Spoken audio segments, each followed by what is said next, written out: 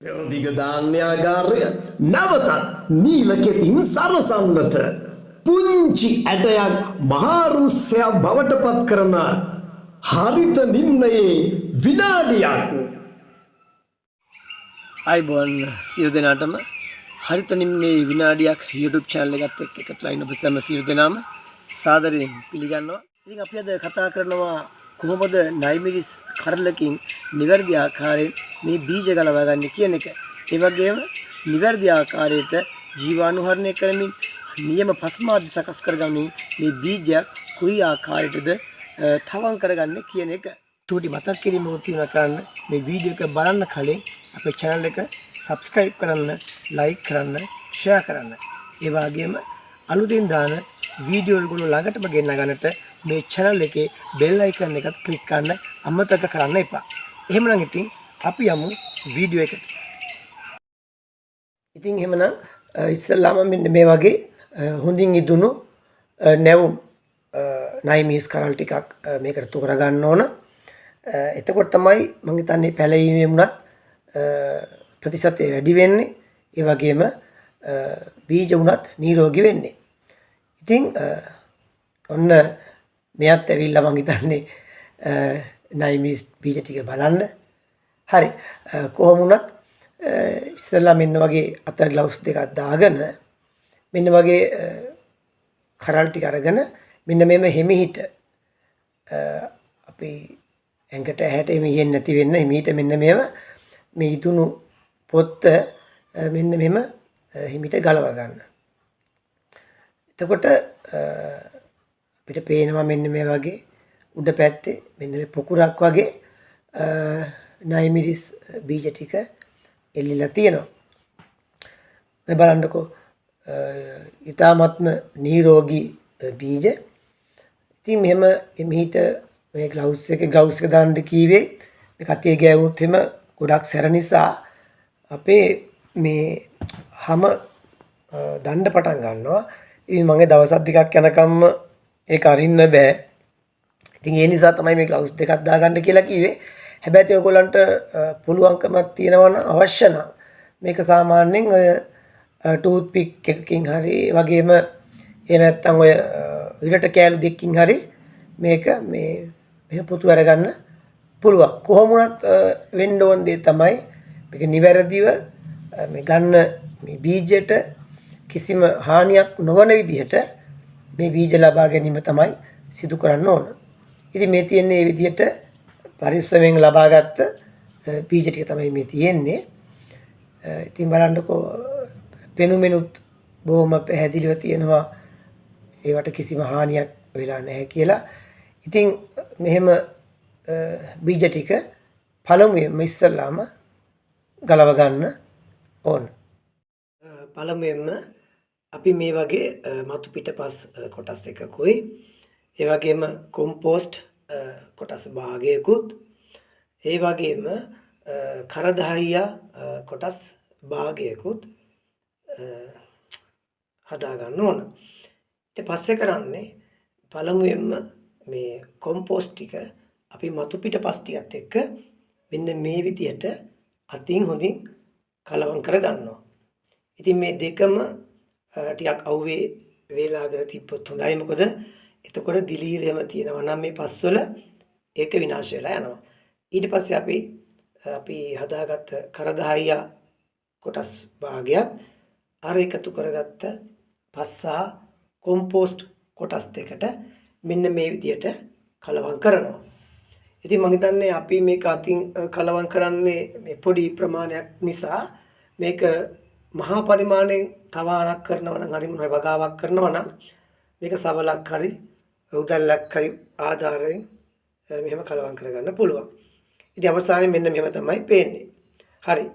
ඊළඟට දැන් මේ හදාගත්ත මේ පස් මාධ්‍ය මම සීඩින් ට්‍රේ එකක් ඒ කියන්නේ තවන් තැටියකට එක් කරනවා. ඉතින් මෙන්න මේ තවන් තැටිය මෙහෙම බිම තියලා අපි එමෙහිට ගල් කැට එහෙම තියනවා නම් අයින් කරලා අපි හදාගත්ත මතු පිටපස් කොටස් එකත් ඒවයි කොම්පෝස්ට් භාගයත් කරදහය භාගයත් ඒකතුවත මාධ්‍ය මෙන්න මෙහෙම හොඳින් මේ සෙල් වලට පිරෙන්න යොදනවා. ගොඩක් තද කරන්න අවශ්‍ය වෙන්නේ නැහැ. සාමාන්‍යයෙන් බීජ තවන් කරන්න පුළුවන් විදිහට මෙන්න මේ මත ගාලා ඉවර වෙලා මේ කොටු වැහෙන්න හොඳින් පුරව ගන්නවා. ඉතින් අවසානයේදී පුරව ගත්තට පස්සේ මෙන්න මේවා තමයි මේ තවන් තැටිය දිස් වෙන්නේ. ඊළඟට මම කියලා දෙන්නම් මේක කොහොමද අපි කවර එකට පුරව ගන්න කියලා තවන් බෑග් එකකට. ඒකත් අර වගේම මේ වගේ කවර් දෙකක් අරගෙන ඉවර වෙලා අපි අර මාත්‍යෙම මෙන්න මේ මීට මේ කවරේට පුරව ගන්නවා. මේ පුරව ගන්නකොට මතක තියාගන්න ඕන අපි මේ මීට මේක දෙපාරක් තුන් පාරක් බිමට ගහනවා. මොකද එතකොට තමයි පස් ටික හොඳට යටට බැහැලා මේ පස් ටික හිර වෙන්නේ. ඒ පස් ටික හිර වෙන එකේ වාසිය තමයි මේ බීජේ පැලවුණාට පස්සේ මේ පැලේ අඟල් දෙකක් තුනක් වගේ ලොකු වෙනකොට නැත්තම් මේ වැටෙන්න බලනවා. ඉතින් දැන් අපි මේ බීජ ටික තවන් කරගන්නට පළමුවෙන්ම කරන්න ඕන ජීවාණුහරණය කරගන්න එක. ඉතින් ජීවාණුහරණය කරගන්න මම භාවිතා කරනවා ටොප්සින් කියන දිලිරනාශකය. ඉතින් ඒක මෙන්න මේ මිහිට මේ ඇටවලට කලවම් කරගන්න ඕන. කලවම් කරලා තද කරන්න එපා. එමුත් බීජ ඩැමේජ් වෙන්න පුළුවන්.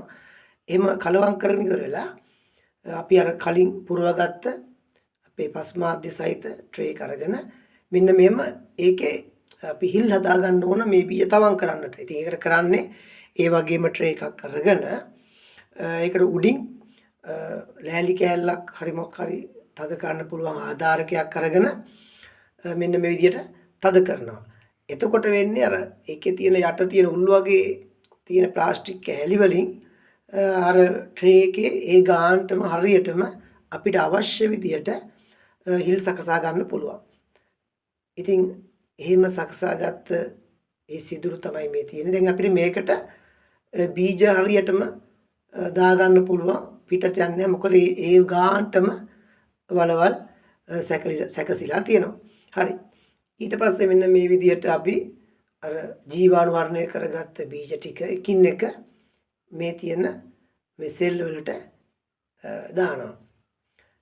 ඉතින් ඔන්නම ගොඩක් තද දානකොට තද කරන්නේ නැහැ. මොකද එහෙමොත් මේ බීජ යට යනවා.